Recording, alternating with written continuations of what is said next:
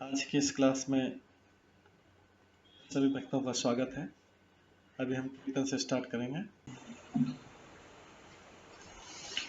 जय राधा माधव कुंज बिहारी, जय राधा माधव कुंज बिहारी, जय गोपीजन वल्लभ गिरिवर धारी, जय गोपीजन वल्लभ गिरिवर धारी, यशोदानंदन व्रज जनरंजन, यशोदानंदन व्रज जनरंजन, यमुना तीरावनचारी, यमुना तीरावनचारी, जय राधा माधव कुंज बिहारी, जय राधा माधव कुंज बिहारी, हरे कृष्णा कृष्णा कृष्णा हरे हरे, हरे राम राम राम हरे हरे, हरे कृष्णा कृष्णा कृष्णा हरे हरे, हरे राम राम राम हरे हरे,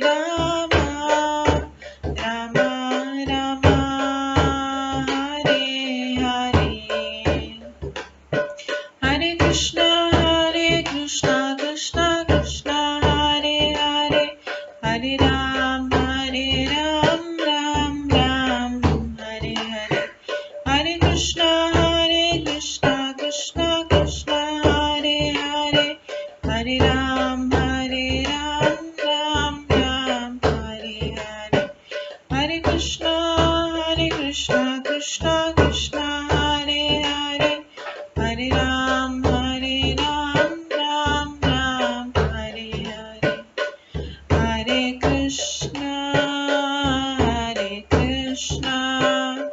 कृष्णा कृष्णा हरे हरे, हरे राम राम राम हरे हरे, हरे कृष्णा कृष्णा कृष्णा हरे हरे, हरे राम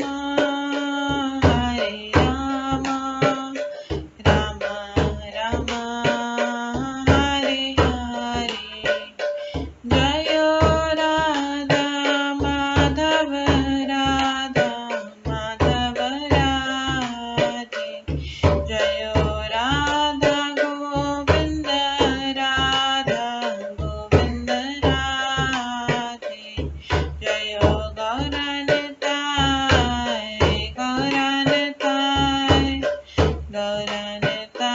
जय गौरनिताय, जय जय प्रभुपाद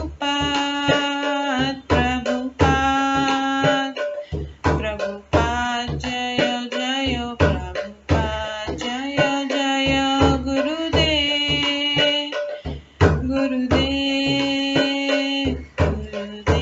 जय जय गुरुदेव, नित्य गौर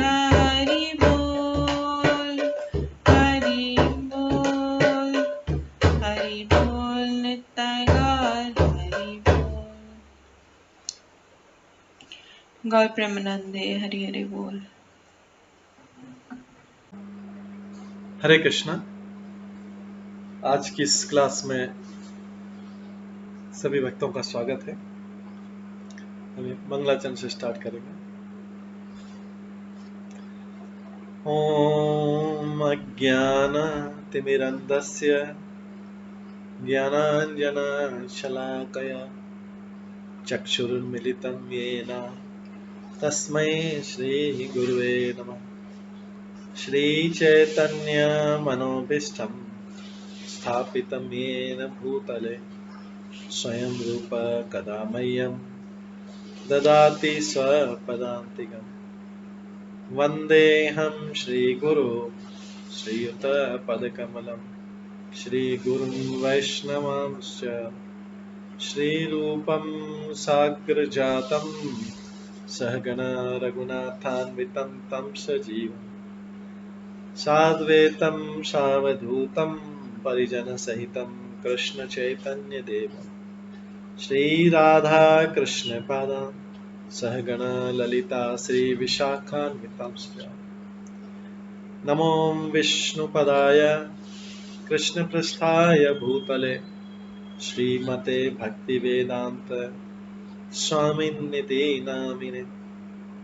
नमस्ते सरस्वती देवे गौरवाणी प्रचारिणे निर्विशेष शून्यवादी पाश्चात्य देशतारिणे। वाञ्छाकल्पतरुभ्यश्च कृपा सिन्धुभ्येव च पतितानां पावनेभ्यो वैष्णवेभ्यो नमो नमः। जय श्री कृष्ण चैतन्य प्रभु नित्यानंद श्री अद्वैत गदाधर शिवासादि गौर भक्तवृंद। हरे कृष्णा कृष्णा कृष्णा हरे हरे, हरे राम राम राम हरे हरे। ओम नमो भगवते वासुदेवाय। ओम नमो भगवते वासुदेवाय। ओम नमो भगवते वासुदेवाय। नारायणं नमस्कृत्य नरं चैव नरोत्तमं देवीं सरस्वतीं व्यासं ततो जयमुदीरये।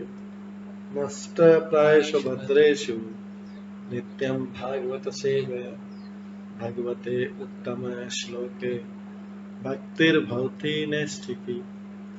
कृष्णाय वासुदेवाय देवकी नंदनाय च नन्दगोपकुमाराय गोविन्दाय नमो नमः।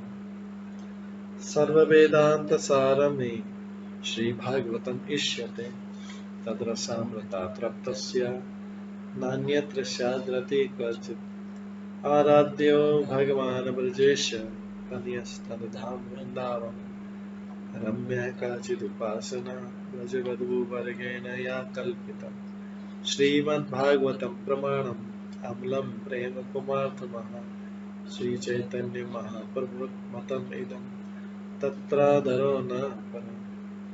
मूकं करोति वाचालं पङ्गुलङ्घयते गिरिं यत्कृपातमहं वन्दे परमानन्दमाधवम्। हरे कृष्णा।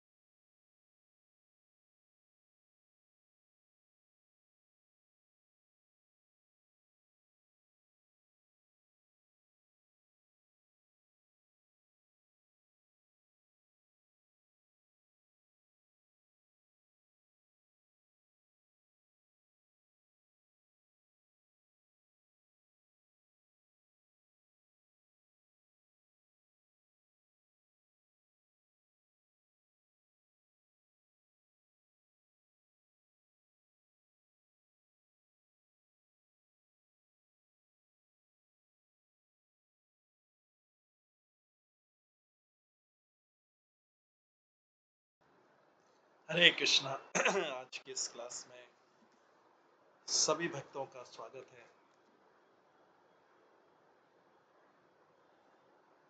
कल हम श्रवण कर रहे थे श्रीमद् भागवतम के वर्णाश्रम धर्म का वर्णन 11वें स्कंद के 18वें अध्याय से। आज उसी के आगे हम श्रवण करेंगे 28वें श्लोक से। कल हमने श्रवण किया था मनुष्य को चाहिए कि तर्क संगतता द्वारा भगवान के भीतर स्थित ब्रह्मांड तथा मन वाणी एवं प्राण वायु से निर्मित अपने भौतिक शरीर को भगवान की माया शक्ति का ही प्रतिफल माने। इस तरह अपने में ही स्थित होकर उसे इन वस्तुओं से अपनी श्रद्धा हटा लेनी चाहिए और उन्हें फिर कभी अपने ध्यान की वस्तु नहीं बनाना चाहिए। यह हमने श्रवण किया था। मनुष्य को चाहिए कि उन भौतिक वस्तुओं को चरम सत्य के रूप में न देखे जो निश्चित ही नष्ट हो जाएंगे। मनुष्य को चाहिए कि उन भौतिक वस्तुओं को चरम सत्य के रूप में न देखे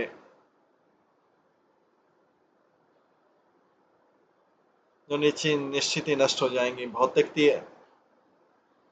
आसक्ति से रहित चेतना द्वारा उसे उन सारे कार्यों से विलग हो जाना चाहिए।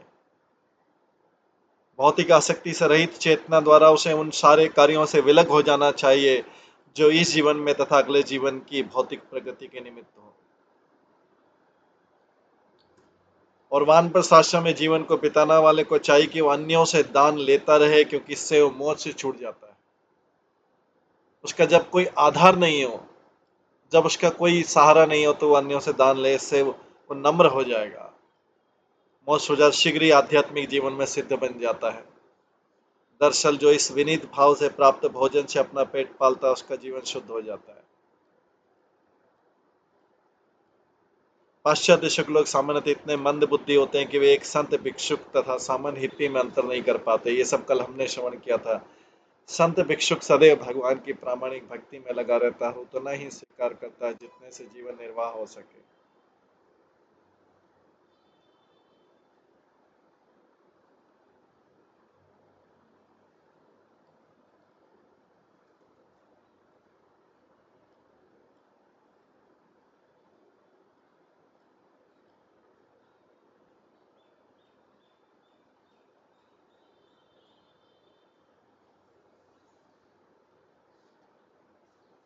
आज हम 28वें श्लोक से श्रवण करेंगे। ज्ञाननिष्ठो विरक्त व मदभक्तवानपेक्षकः सलिंगानाश्रमान् त्यक्त्वा चरेत अभिधिगोचरः। ज्ञान के अनुशीलन के प्रति समर्पित तथा बाह्य पदार्थों से विरक्त हुआ विद्वान, ज्ञान के अनुशीलन के प्रति समर्पित तथा बाह्य पदार्थों से विरक्त हुआ विद्वान या मोक्ष की इच्छा से विरक्त मेरा भक्त। योगी ज्ञान के अनुशीलन के प्रति समर्पित तथा बाह्य पदार्थ से विरक्त हुआ विद्वान अध्यात्म योगी या मोक्ष की भी इच्छा से विरक्त मेरा भक्त, दोनों ही उन कर्तव्यों की उपेक्षा करते हैं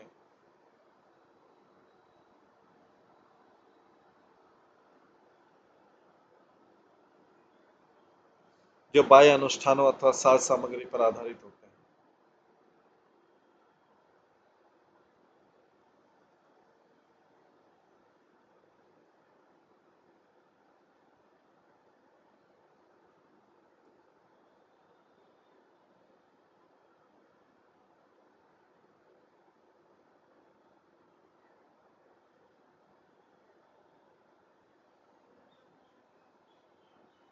ये दोनों ही उन कर्तव्य की उपेक्षा करते हैं जो बाह्य अनुष्ठानों अथवा साज सामग्री पर आधारित होता है। इस तरह उनका आचरण विधि विधानों की सीमा से परे होता है।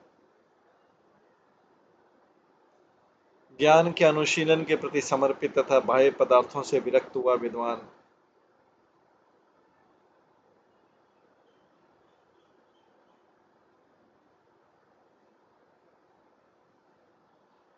ज्ञान के अनुशीलन के प्रति समर्पित तथा बाह्य पदार्थों से विरक्त हुआ विद्वान आध्यात्म योगी या मोक्ष की इच्छा से विरक्त मेरा भक्त। ये दोनों उन कर्तव्यों की उपेक्षा करते हैं जो बाह्य अनुष्ठानों अथवा साज सामग्री पर आधारित होते हैं। इस तरह इनका आचरण विधि विधानों की सीमा से परे रहता है।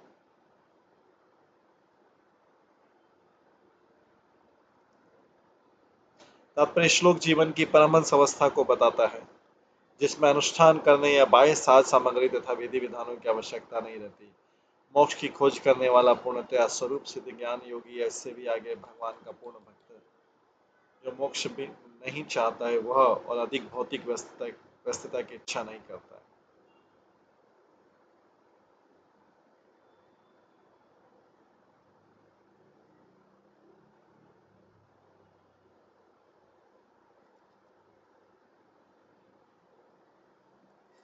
मोक्ष की इच्छा का खोज करने वाला पूर्णतः स्वरूप सिद्ध ज्ञान योगी या इससे भी आगे भगवान का पूर्ण भक्त जो मोक्ष नहीं चाहता है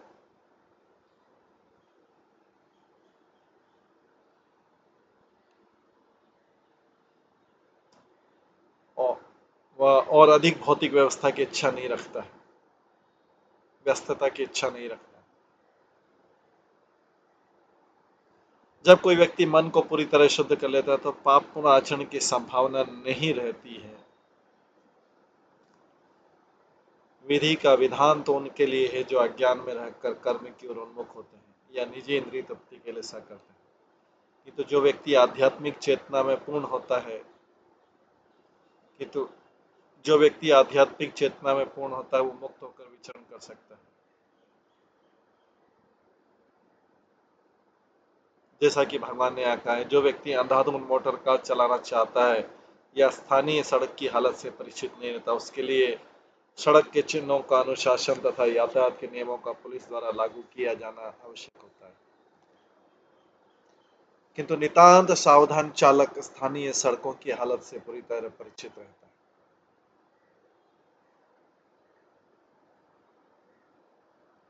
किंतु नितांत सावधान चालक स्थानीय सड़कों की हालत से पूरी तरह परिचित रहता है।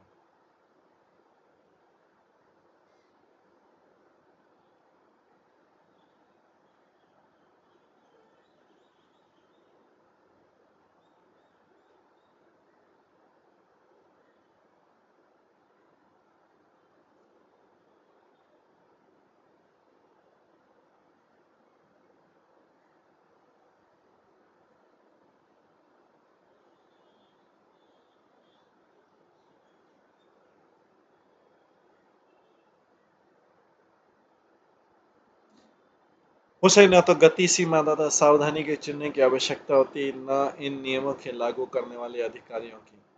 भगवान का शुद्ध भक्त भगवान की सेवा के अतिरिक्त कुछ भी नहीं चाहता।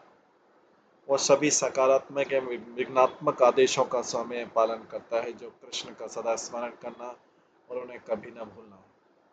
किंतु किसी को बनावटी परमहंस भक्त के उच्च पद की नकल नहीं करनी चाहिए क्योंकि ऐसा करने से उसका आध्यात्मिक जीवन तुरंत नष्ट हो जाएगा।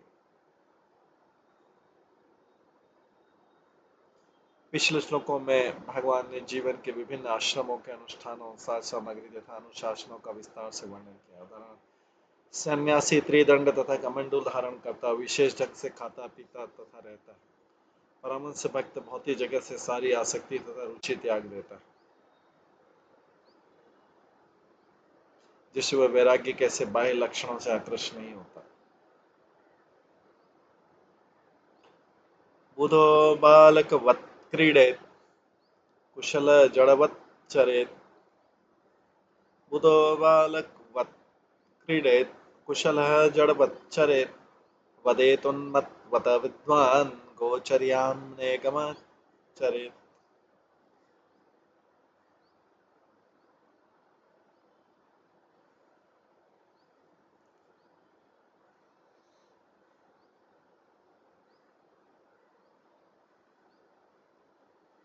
सर्वाधिक ज्ञानवान होते भी परमहंस को चाहिए सर्वाधिक ज्ञानवान होते भी परमहंस को चाहिए कि मान अपमान को भुलाकर बालक के समान जीवन का भोग करे।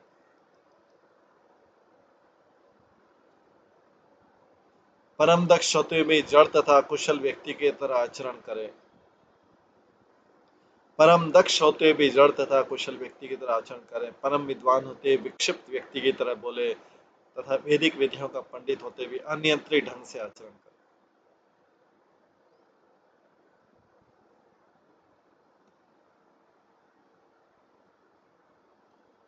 सर्वाधिक ज्ञानवान होते हुए परमहंस को चाहिए कि मान अपमान को भुलाकर बालक के समान जीवन का भोग करे।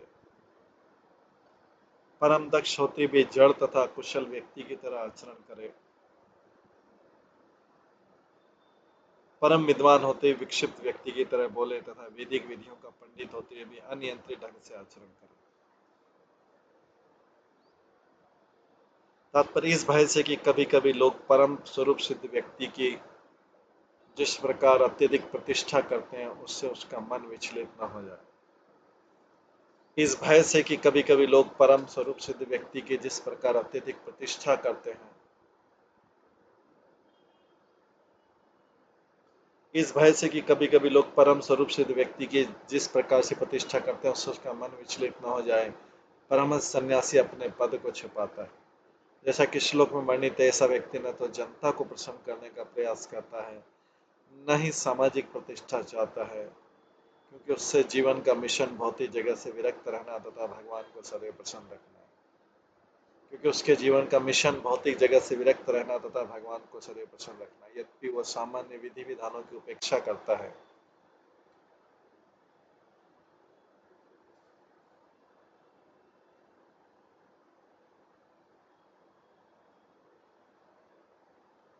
किंतु वह पापी के अनैतिक नहीं बनता।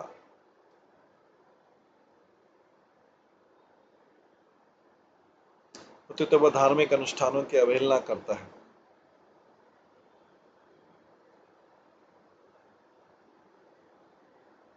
जैसे विशेष प्रकार से वस्त्र पहनना तथा विशेष अनुष्ठानों एवं तपस्या का आचरण करना। जिन भगवान भक्तों ने भगवान नाम का प्रसार करने में अपना जीवन अर्पित कर दिया है,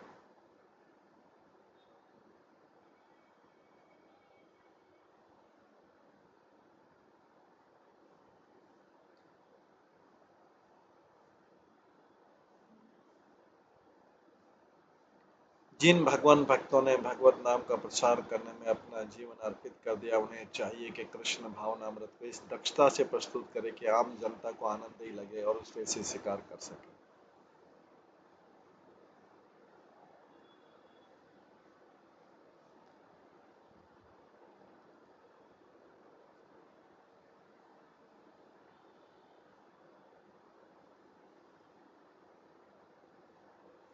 जिन भगवत भक्तों ने भगवत नाम का प्रसार करने में अपना जीवन अर्पित कर दिया है,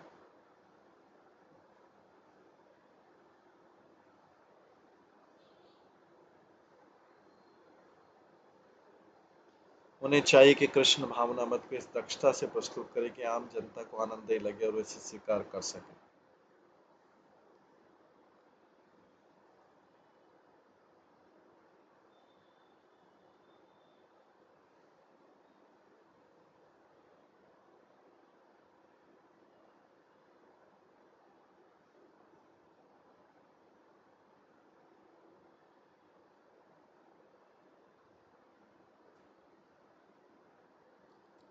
जो लोग प्रचार कार्य करते हैं, उन्हें मिशनरी उन्नति के नाम पर अपनी प्रतिष्ठा को अग्रसर करने का प्रयास किए बिना श्री कृष्ण को लोकप्रिय बनाने की कोशिश करनी चाहिए।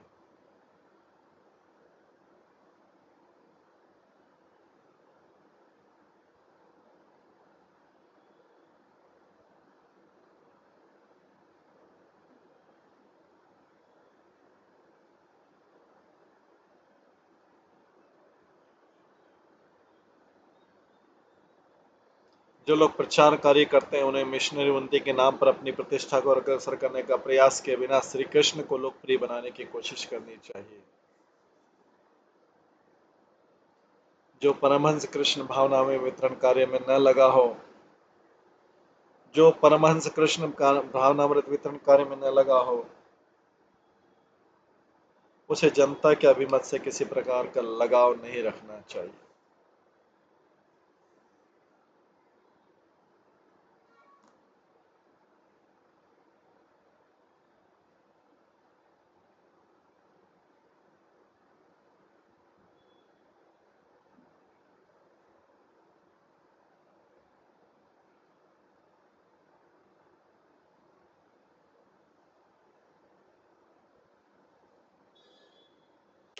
वेदवादरत न स्यात् न पाषण्डी न हेतुकः शुष्कवाद विवादेन कश्चित् कञ्चित् पक्षं समाश्रयेत्।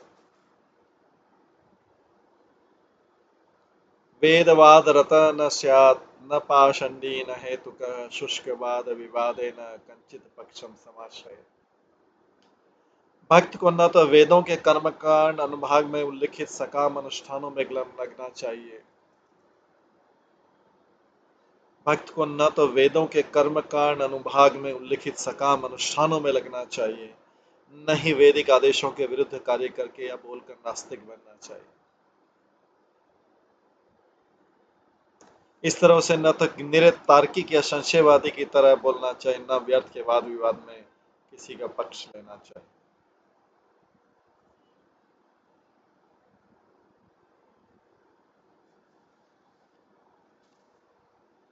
तात्पर्य, यद्यपि परमहंस भक्त अपने उच्च पद को छिपाता है,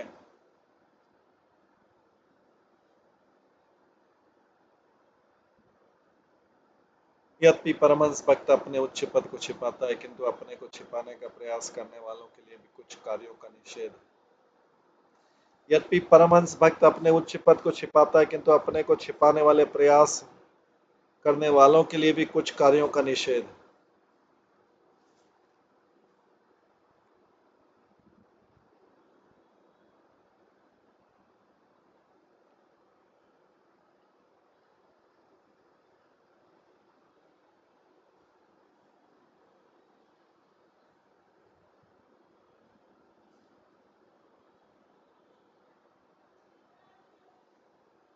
श्री विश्वनाथ चक्रवर्ती ठाकुर बतलाते हैं कि छिपाने के नाम पर उसे भूत प्रेत नहीं बन जाना चाहिए।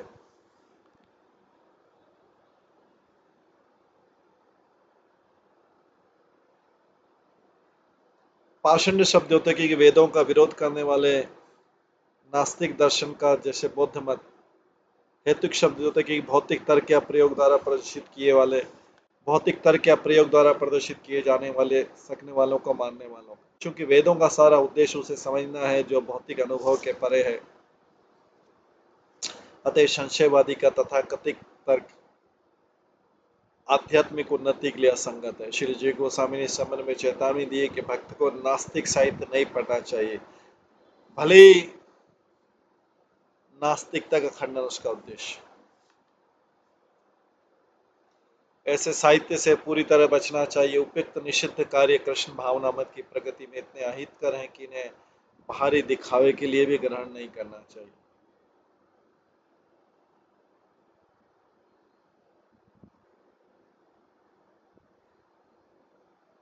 न उद्विजेत जनाधीर जनम च उद्वेजयेत न तु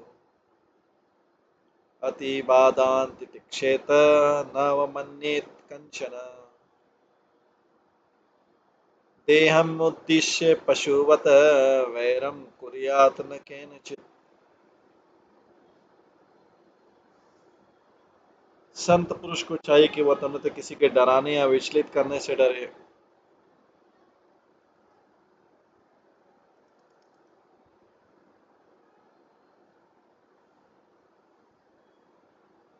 न ही अन्य लोगों को डराए धमकाए।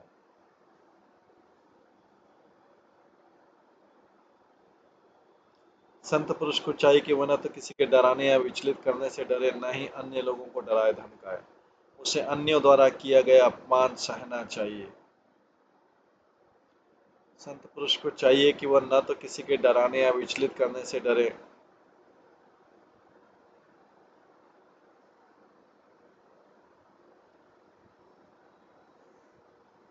न ही अन्य लोगों को डराए धमकाए।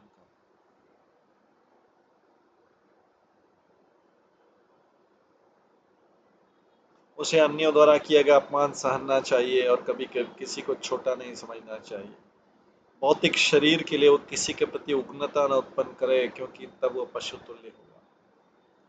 श्री चैतन्य महाप्रभु ने कहा है, तृणादपि सुनी चैना तरोरिव सहिष्णुना तरोरिव सहिष्णुना मानिना मानदेन।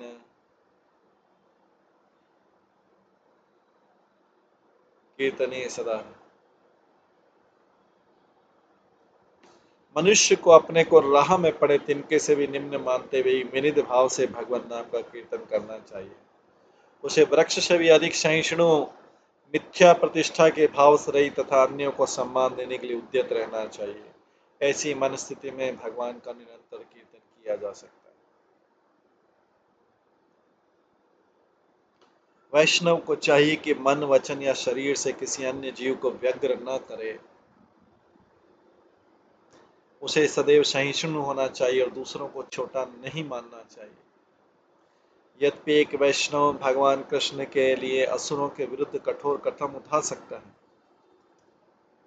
यद्यपि एक वैष्णव भगवान कृष्ण के लिए असुरों के विरुद्ध कठोर कदम उठा सकता है, जैसे कि अर्जुन, हनुमान तथा अन्य भक्तों ने किया, किंतु जहाँ तक अपनी ख्याति का प्रश्न, एक वैष्णव अत्यंत विनीत होता है।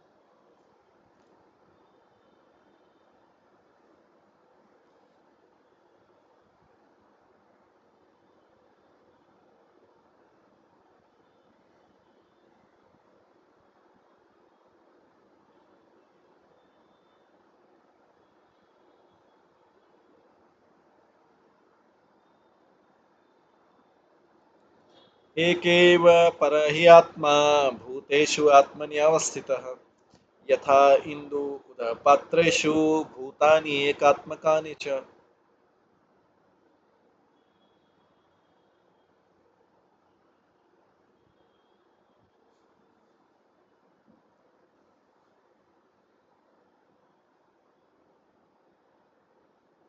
एक ही परमेश्वर समस्त भौतिक शरीरों के भीतर तथा हर एक की आत्मा के भीतर स्थित है।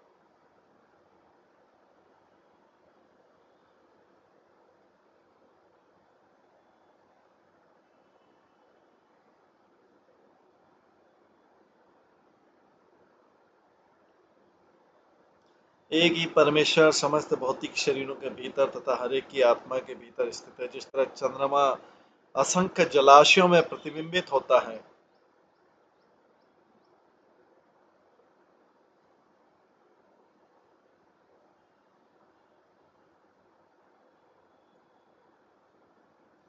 एक ही परमेश्वर समस्त भौतिक शरीरों के भीतर तथा हर एक की आत्मा के भीतर स्थित है।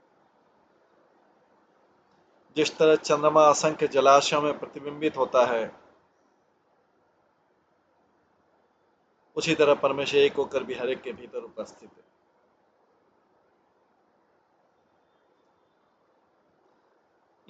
इस तरह हर भौतिक शरीर अंततः एक ही भगवान की शक्ति से बना। तात्पर्य, सारे भौतिक शरीर एक ही भौतिक प्रकृति से बने हैं, जो अंततः एक ही परमेश्वर की शक्ति है। इसलिए किसी जीव के प्रति वैर भाव को उचित नहीं ठहराया जा सकता। पृथ्वी पर भगवान के मिशन को पूरा करने के लिए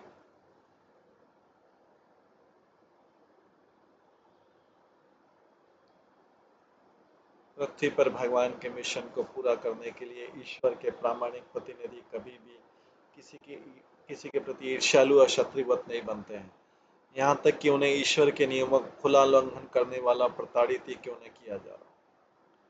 प्रत्येक जीव अंतत्वगत्वा ईश्वर का पुत्र है और ईश्वर हर एक के शरीर के भीतर विद्यमान है। अतः संतों को तुच्छ तुच्छ व्यक्ति या प्राणी के साथ बर्ताव करते समय भी अत्यंत सावधान रहना चाहिए।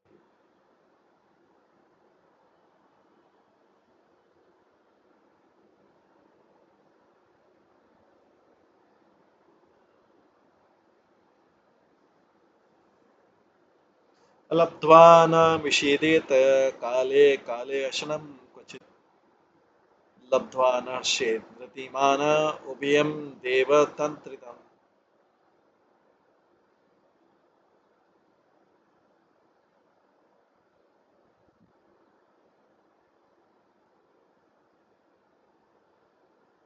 यदि किसी को कभी कभी उचित भोजन नहीं मिलता है तो उसे हताश नहीं होना चाहिए, और जब उसे मजेदार भोजन मिले तो प्रफुल्लित नहीं होना चाहिए।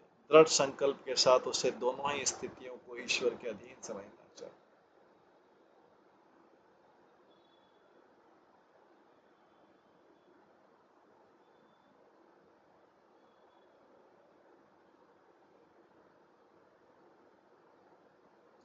यदि किसी को कभी कभी उचित भोजन नहीं मिलता है तो उसे हताश नहीं होना चाहिए, और जब उसे मज़ेदार भोजन मिले तब प्रफुल्लित नहीं होना चाहिए।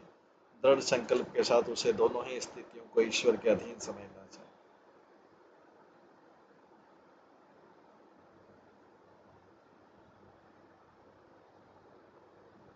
तात्पर्य, चूंकि हम भौतिक शरीर का भोग करना चाहते हैं, अतः नाना प्रकार के भौतिक अनुभव से हमें क्षणिक सुख तथा अपरिहार्य दुख मिलता है। हम मूर्खतावश अपने को नियंत्रक तथा कर्ता मान बैठते हैं, इस तरह झूठे अहम से हमें भौतिक शरीर तथा मन की उतरती चढ़ती भावनाओं को सहन होता है।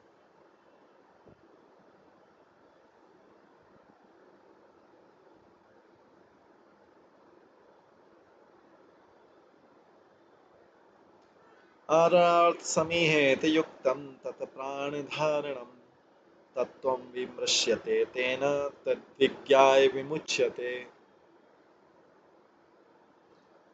आवश्यकता पड़े तो उसे चाहिए कि पर्याप्त भोजन पाने के लिए प्रयास करे, क्योंकि स्वास्थ्य बनाए रखने के लिए आवश्यक तथा उचित है। इंद्रियां, मन तथा प्राण के स्वस्थ रहने पर वह आध्यात्मिक सत्य का चिंतन कर सकता है, और सत्य को समझ लेने पर वो मुक्त हो जाता है।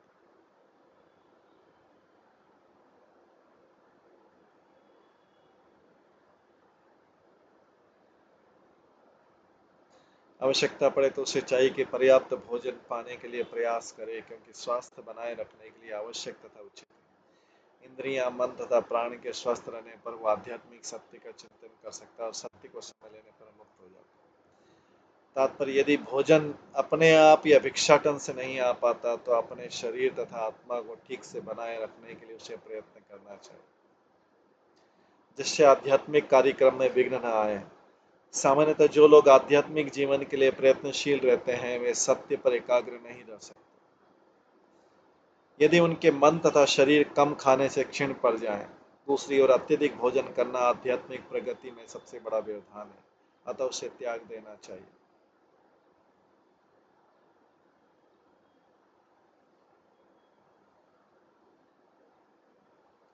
श्लोक में आरार्थम शब्द सूचक है कि आध्यात्मिक प्रगति के लिए अपने को स्वस्थ बनाए रखने के लिए ही भोजन करना का प्रावधान। वह अनावश्यक रूप से भिक्षा संग्रह का समर्थन नहीं करता। यदि कोई व्यक्ति आध्यात्मिक कार्य के लिए आवश्यकता से अधिक संग्रह करता है तो यह अधिक संग्रह उस भारी बोझ के समान बन जाता है जो उसे भौतिक पद तक घसीट ले जाता है।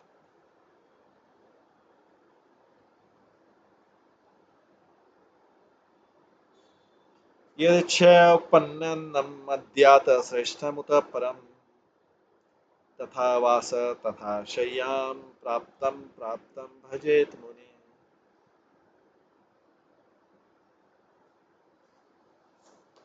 मुनि को चाहिए कि अपने आप मिल जाने वाला उत्तम या निम्न कोटि का जैसा भी भोजन, वस्त्र तथा बिस्तर उसे स्वीकार करे।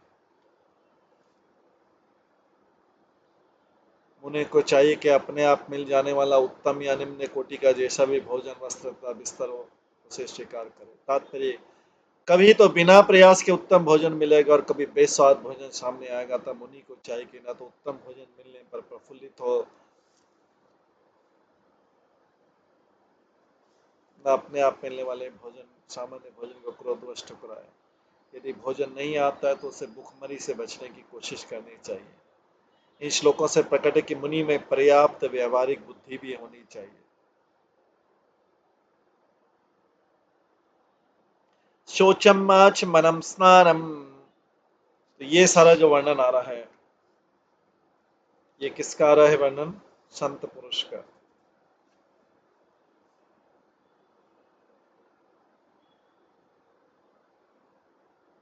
परमहंस व्यक्ति का और संत पुरुष का।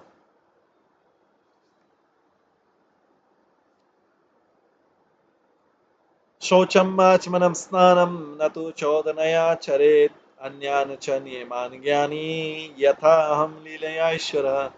जिस तरह मैं भगवान हूँ तीव्र स्वेच्छा से अपने नित्य कर्म करता हूँ, उसी तरह मेरा ज्ञान प्राप्त कर चुकने वालों को सामान्यतः स्वच्छता बरतनी चाहिए, अपने हाथों को जल से साफ करना चाहिए, स्नान करना चाहिए और अन्य नियमित कार्यों को किसी दबाव से नहीं बल्कि स्वेच्छा से संपन्न करना चाहिए।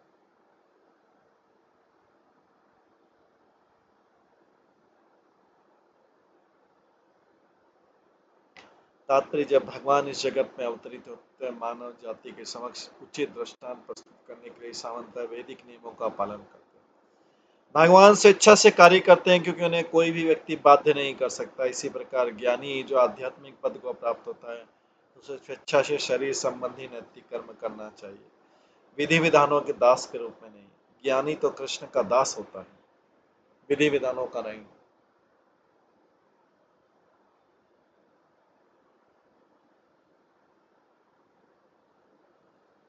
ज्ञानी तो कृष्ण का दास होता है, विधि विधानों का नहीं।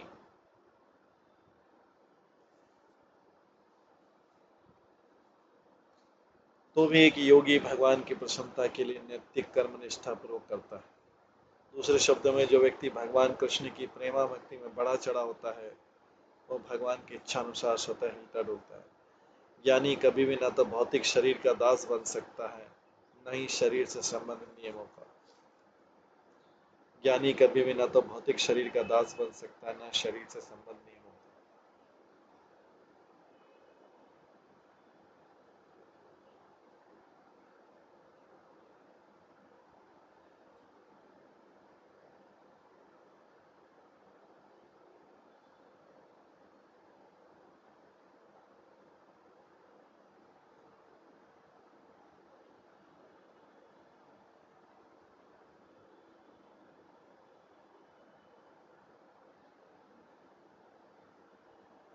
किंतु श्लोक का तथा वैदिक शास्त्र कैसे अन्य ऐसे कथनों का गलत अर्थ लगाकर अनैतिक मनमाने आचरण को परिपुष्ट नहीं किया जा सकता। भगवान कृष्ण जीवन की परमहंस अवस्था का वर्णन कर रहे हैं। जो लोग भौतिक शरीर के प्रति आसक्त हैं, उन्हें इस परमहंस अवस्था से कुछ भी लेना देना नहीं, नहीं उन्हें इस अद्वितीय पद का दुरुपयोग करना चाहिए।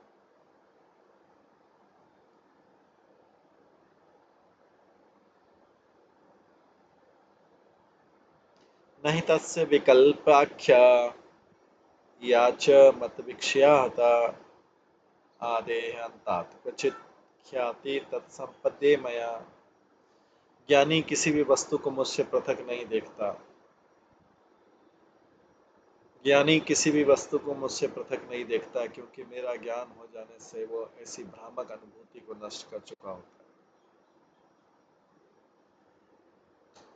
ज्ञानी किसी भी वस्तु को मुझसे पृथक नहीं देखता, क्योंकि मेरा ज्ञान हो जाने से वैसी भ्रामक अनुभूति को नष्ट कर चुका होता है। चूंकि भौतिक देह तथा मन ऐसी अनुभूति के लिए पहले से अभ्यस्त हुए रहते हैं, अतः ऐसी अनुभूति करने की पुनरावृत्ति हो सकती है, किंतु मृत्यु के समय ऐसा ज्ञानी मेरे समान ही ऐश्वर्य प्राप्त करता है।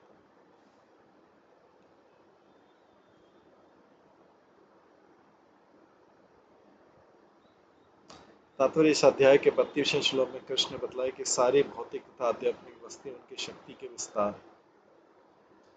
भगवान का साक्षात ज्ञान होने पर मनुष्य भ्रम त्याग देता है कि कोई भी वस्तु किसी भी समय और कहीं भी भगवान कृष्ण से पृथक है। तो भगवान कृष्ण ने भी बतलाया कि भक्ति करने के लिए शरीर तथा मन को स्वस्थ रखना चाहिए। इसलिए कभी कभी ज्ञानी व्यक्ति भी इस जगत में कुछ परिस्थितियों अथवा वस्तुओं को स्वीकार करने या उनका बहिष्कार करते देखा जा सकता है। कृष्ण के अतिरिक्त अन्य वस्तु पर दिखने वाला संक्षिप्त एकाग्रता का द्वैत ज्ञानी की मुक्त अवस्था को परिवर्तित नहीं करता। उसे मृत्यु के समय वैकुंठ में भगवान कृष्ण जैसा ऐश्वर्य प्राप्त होता है।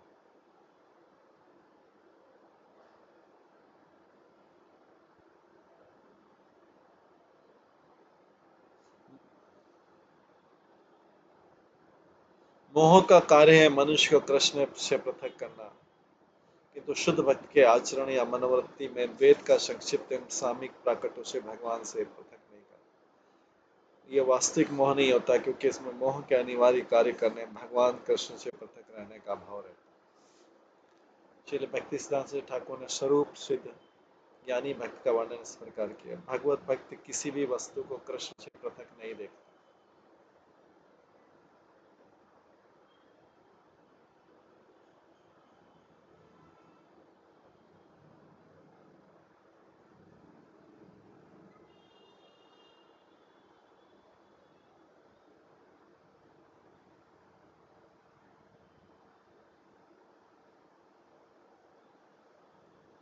श्रील भक्ति सिद्धांत सरस्वती ठाकुर ने स्वरूप सिद्ध ज्ञानी भक्त का वर्णन इस प्रकार किया। भगवत भक्ति किसी भी वस्तु को कृष्ण से पृथक नहीं देखता।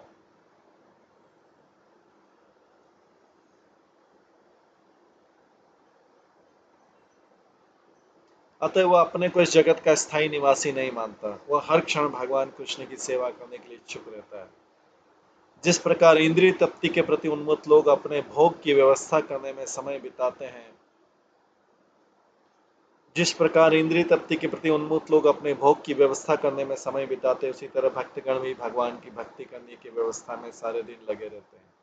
इसलिए उन्हें भौतिकतावादी इंद्रिय भोक्ताओं की तरह कर्म करने के लिए समय ही नहीं बचता। सामान्य लोगों को ऐसा लग सकता है कि शुद्ध भक्त किसी वस्तु को कृष्ण से पृथक देखता है, किंतु शुद्ध भक्त मुक्तात्मा के पद पर स्थित रहता है और उसका भगवत धाम में आध्यात्मिक शरीर प्राप्त करना निश्चित है।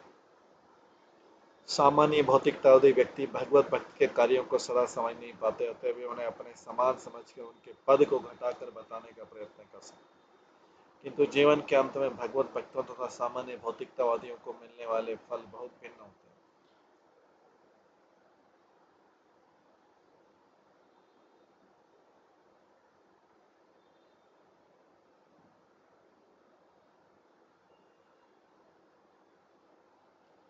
दुःखोदर्केषु कामेषु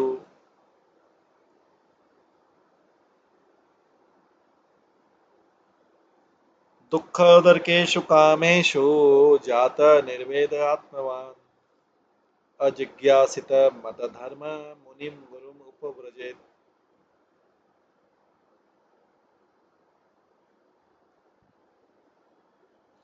जो व्यक्ति इंद्रिय तृप्ति के फल को दुखदायी जानते हुए जो व्यक्ति इंद्रिय तृप्ति के फल को दुखदायी जानते हुए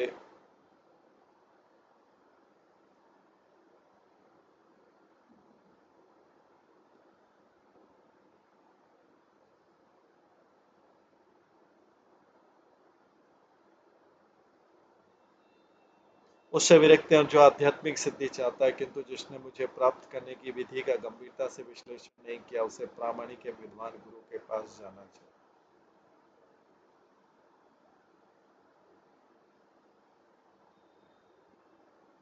तात्पर्य पिछले श्लोकों में भगवान कृष्ण ने पूर्ण ज्ञान प्राप्त कर चुकने वाले ज्ञानी के कर्तव्य का वर्णन किया है। अब वे आत्म साक्षात्कार चाहने वाले ऐसे व्यक्तियों की स्थिति बता रहे हैं जो भौतिक जीवन से विरक्त हो चुका है,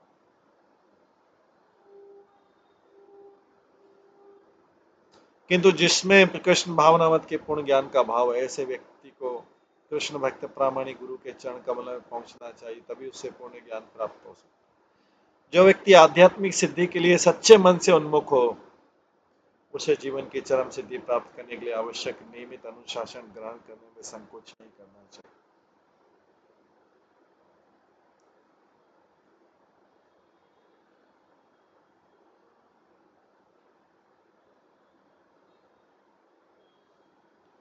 तावत् परिचरेत भक्त श्रद्धावानुसूयकः यावत् ब्रह्म विजानीनाथ मामेव गुरुमादतः। जब तक भक्त को पूरी तरह आध्यात्मिक ज्ञान की अनुभूति न हो ले जब तक भक्त को पूरी तरह आध्यात्मिक ज्ञान की अनुभूति न हो ले उसे चाहिए कि अत्यंत श्रद्धा तथा आदर के साथ एवं द्वेष रहित होकर गुरु की सेवा करे, क्योंकि गुरु मुझसे अभिन्न होता है।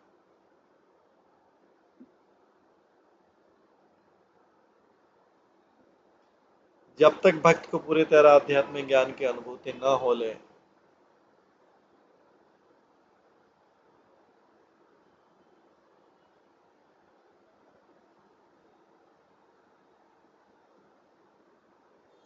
उसे चाहिए कि अत्यंत श्रद्धा तथा आदर के साथ एवं द्वेष रहित होकर गुरु की सेवा करे,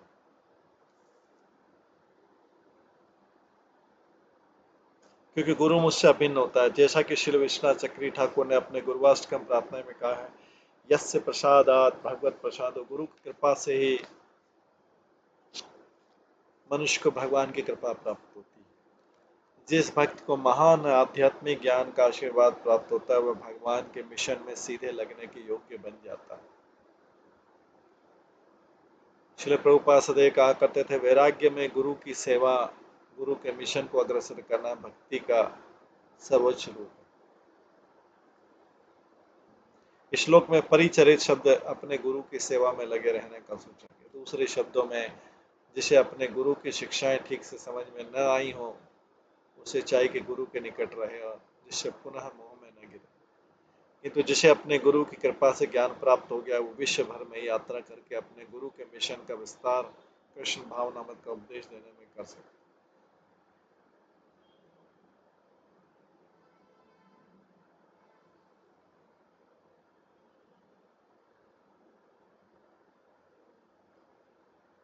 यस्वसंयत शठवर्ग प्रचंड इंद्रिय सारथी, ज्ञान वैराग्य रहित त्रिदंडमुपजीविति, सुरानात्मानम् आत्मस्थं निगृहते मां च धर्मः, अविपक्व कषायस्मात् अमुष्मात् च विहीयते।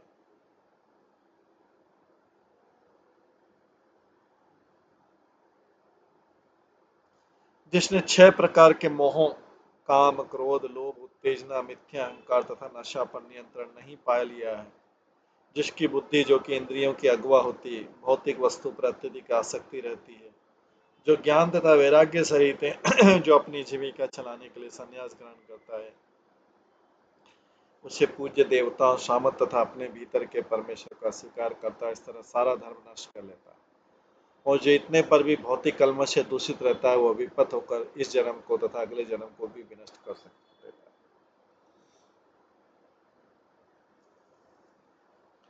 जिसने 6 प्रकार के मोह काम, क्रोध, लोभ, उत्तेजना, मिथ्या अहंकार तथा नशा पर नियंत्रण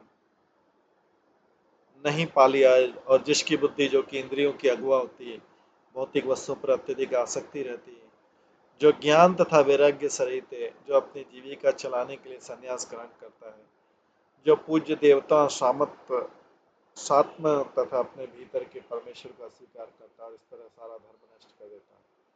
और जो इतने पर भी भौतिक कलमश से दूषित रहता है, वो विपत होकर इस जन्म को तथा अगले जन्म को भी विनष्ट कर।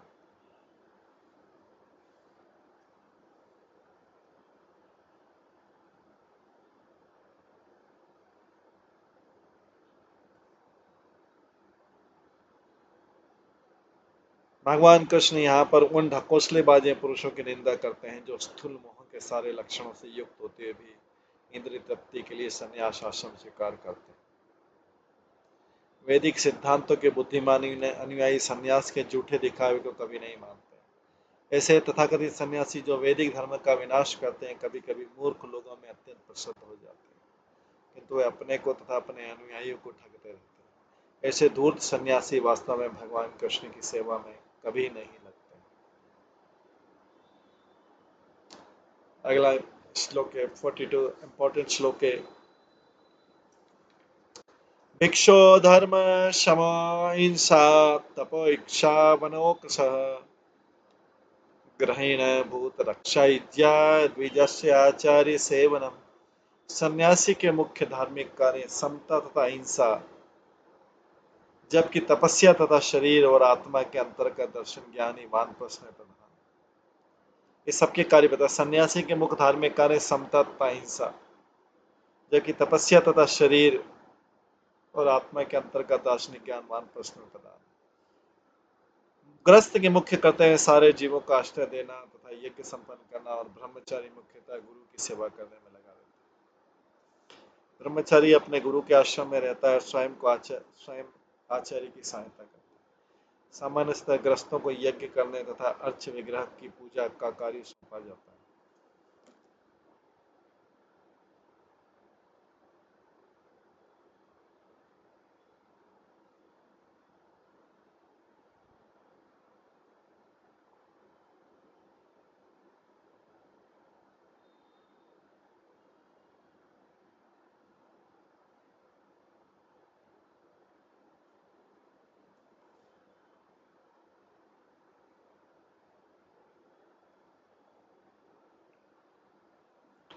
सामान्यतः ग्रस्तों को यज्ञ करने तथा अर्च विग्रह की पूजा का कार्य सौंपा जाता है। उन्हें सारे जीवों के लिए जीविका प्रदान करनी चाहिए। वानप्रस्थ को अपने वैराग्य का पथ बनाए रखने के लिए शरीर तथा आत्मा के अंतर को स्पष्ट समझना चाहिए, तपस्या भी करनी चाहिए। सन्यासी को आत्म साक्षात्कार में पूरी तरह अपना शरीर, मन तथा वाणी को लगा देना चाहिए। मन की समता प्राप्त करके वे सारे जीवों का सर्वश्रेष्ठ शुभेच्छु। ब्रह्मचर्यं तपः शौचं संतोषे भूतसौहृदं ग्रस्तस्य अपि ऋतो गन्तु सर्वेषां मदुपासनम्। ग्रस्त को चाहिए कि संतान उत्पन्न करने के लिए ही नियत समय पर अपनी पत्नी के साथ सहवास करे, अन्यथा वो ब्रह्मचर्य, तपस्या, मन तथा शरीर की स्वच्छता, अपने स्वाभाविक पद पर संतोष तथा सभी जीवों के प्रति मैत्री का अभ्यास करे। मेरी पूजा तो वर्ण तथा आश्रम का भेदभाव त्याग कर सबों को करनी चाहिए।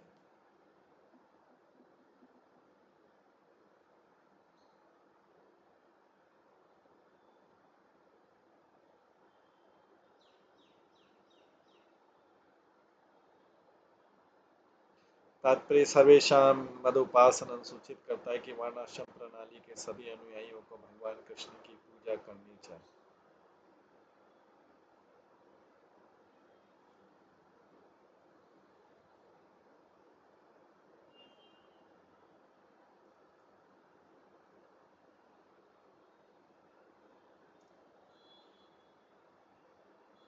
नहीं तो पद से नीचे गिरने का खतरा। श्रीमद् भागवत में कहा गया, न भजन्ति अवजानन्ति स्थानाद् भ्रष्टा पतन्यत्य। भले ही कोई वैदिक अनुष्ठानों तथा प्रथाओं को संपन्न करने में समुन्नत हो, भगवान की पूजा किए बिना वह निश्चित रूप से नीचे गिर जाएगा।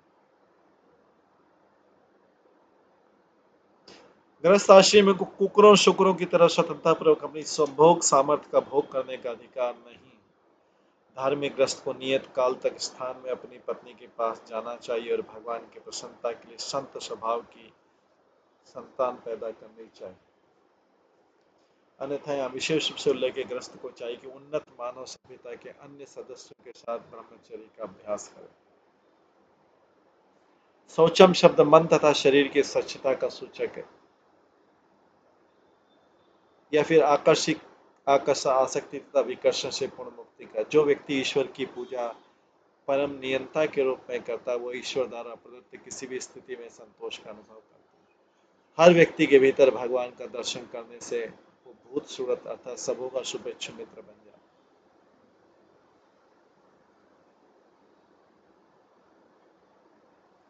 है। इति माम यः स्वधर्मेण भजेत नित्यमनन्यभाक् सर्वभूतेषु मतभाव मतभक्ति विन्दते तृणाम्। जो व्यक्ति अनन्य भाव से मेरी पूजा करता है,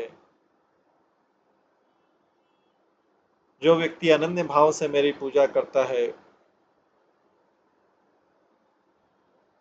और जो सारे जीवों में मुझे उपस्थित समझता है, वो मेरी अविचल भक्ति प्राप्त करता है। तो जो व्यक्ति अनन्य भाव से मेरी पूजा करता है, जो सारे जीवों में मुझे उपस्थित समझता है, वो मेरी अविचल भक्ति प्राप्त करता है। तात्पर्य श्लोक में स्पष्ट बतलाया गया कि संपूर्ण वर्णाश्रम प्रणाली का चरम लक्ष्य भगवान कृष्ण की प्रेमा भक्ति करना।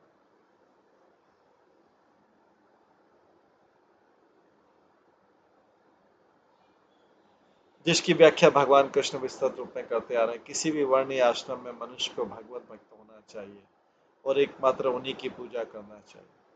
प्रामाणिक गुरु भगवान कृष्ण का प्रतिनिधि होता है और आचार्य की पूजा सीधे भगवान के चरण कमलों में पहुंचती है। यद्यपि सामान्य ग्रस्तों को कभी कभी वैदिक आदेश दिए जाते हैं कि वे विशिष्ट देवताओं या पूर्वजों की पूजा करें, किंतु हर एक को स्मरण रखना चाहिए कि भगवान कृष्ण सभी जीवों के भीतर रहते हैं। जैसा कि यहाँ पर कहा गया, सर्वभूतेषु मद्भाव, शुद्ध भगवत भक्त केवल भगवान की पूजा करते हैं। और जो मनुष्य शुद्ध भक्ति के पद तक नहीं पहुंच सकते हैं, वे देवताओं तथा अन्य सारे जीवों के भीतर भगवान का ध्यान यह समझ कर करें तो कि सारी धार्मिक विधियां अंततोगता भगवान की प्रसन्नता के लिए निमित्त। प्रचार कार्य के समय शुद्ध भक्तों तक को सरकारी नेताओं तथा समाज के अन्य प्रतिष्ठित व्यक्तियों से पाला पड़ता है। कभी कभी तो उनकी प्रशंसा करनी होती है, उनके आदेशों का पालन करना रहता है। तो भी क्योंकि हर एक के भीतर परमात्मा रूप में स्थित भगवान कृष्ण का भक्तगण सदैव ध्यान करते हैं, इसलिए वे भगवान की प्रसन्नता के लिए कार्य करते हैं, किसी सामान्य व्यक्ति के आनंद के लिए नहीं।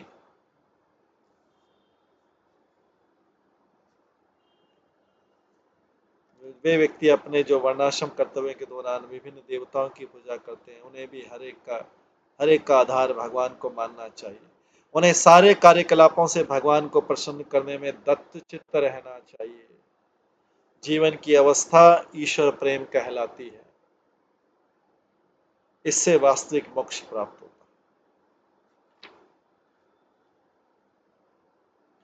आगे भगवान कृष्ण बोलते हैं 45 अध्याय में, भक्त्या उद्धव अनपायिन्या सर्वलोक महेश्वरम सर्वोत्पत्ति अप्ययम ब्रह्म कारणम उपयाति स। हे उद्धव, सारे लोगों का परमेश्वर, मैं सारे लोगों का परमेश्वर हूँ और परम कारण होने से मैं इस ब्रह्मांड का सृजन और विनाश करता हूँ। इस तरह मैं परम सत्य हूँ और जो अविचल भक्ति के साथ मेरी पूजा करता है वह मेरे पास आता है। तात्पर्य, जैसा कि श्रीमद् भागवतम के प्रथम स्कंद में कहा गया, कृष्ण को तीनों रूपों में जाना जाता है, निर्विशेष ब्रह्म, अंतर्यामी परमात्मा तथा अंत में सभी के उद्गम भगवान कृष्ण के रूप। भगवान कृष्ण निर्विशेष दार्शनिकों को अपने शरीर की किरणों में लीन रखते हैं।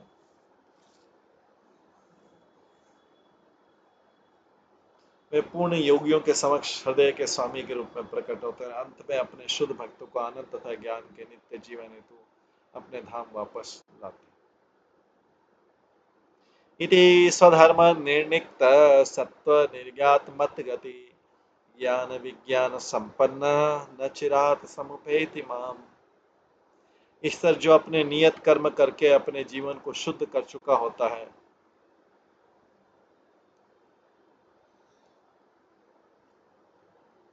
ईश्वर जो अपने नियत कर्म करके अपने जीवन को शुद्ध कर चुका होता है, जो मेरे परम पद को पूरी तरह से समझता है और जो शास्त्रीय तथा स्वरूप सिद्ध ज्ञान से युक्त होता है, वह शीघ्र ही मुझे प्राप्त करता है।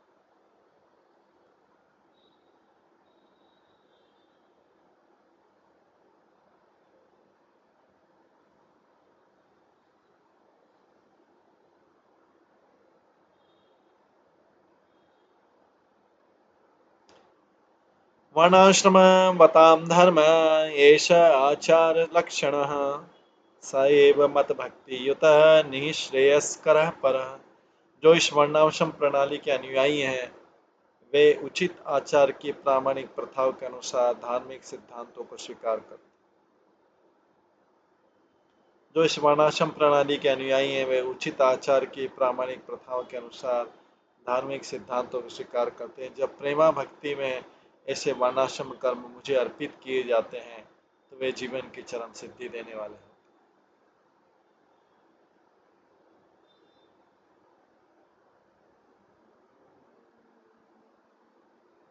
जो इस वर्णाश्रम प्रणाली के अनुयायी हैं, वे उचित आचार की प्रामाणिक कथाओं के अनुसार धार्मिक सिद्धांतों को स्वीकार करते हैं।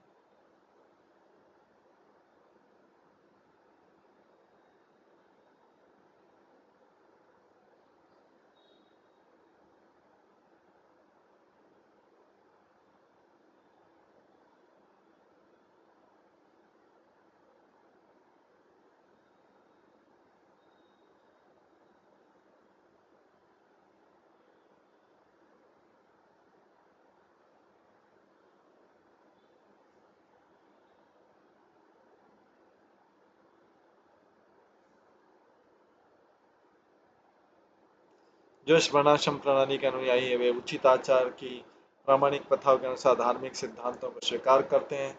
जब प्रेमा भक्ति में से वर्णाश्रम कर्म मुझे अर्पित किए जाते हैं, तो जीवन की चरम सिद्धि देने वाले होते हैं।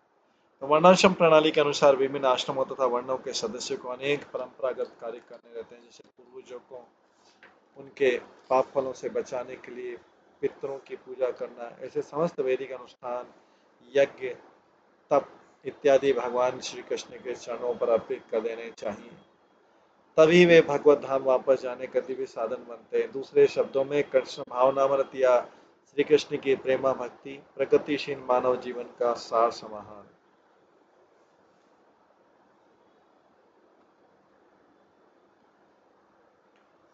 एतत्ते अभिहितं साधो भवान् पृच्छति यत् च मां यथा स्वधर्म संयुक्त भक्त मां समियात् परम। हे साधु उद्धव, तुमने जैसे पूछा, मैंने तुम्हें वो सारे साधन बतला दिए हैं जिनसे अपने नियत कर्म में लगा हुआ भक्त मेरे पास वापस आ सकता है। हे साधु उद्धव, तुमने जैसा पूछा, मैंने तुम्हें वो सारे साधन बतला दिए जिनसे अपने नियत कर्म में लगाओ, मेरा भक्त मेरे पास वापस आ सके। हरे कृष्णा। इस प्रकार से भगवान कृष्ण उद्धव को ज्ञान दे रहे हैं 18वें अध्याय में। अब कल से हम 19वां अध्याय शुरू करेंगे। कल से हम 19वां अध्याय शुरू करेंगे। सभी भक्तों का बहुत बहुत धन्यवाद। समय एक बार हरे कृष्ण महामंत्र का जप करेंगे। हरे कृष्णा कृष्णा कृष्णा हरे हरे, हरे राम राम राम हरे। श्रीमद् भागवतम महापुराण की जय। श्रील प्रभुपाद की जय। सभी भक्तगणों की जय। हरे कृष्ण।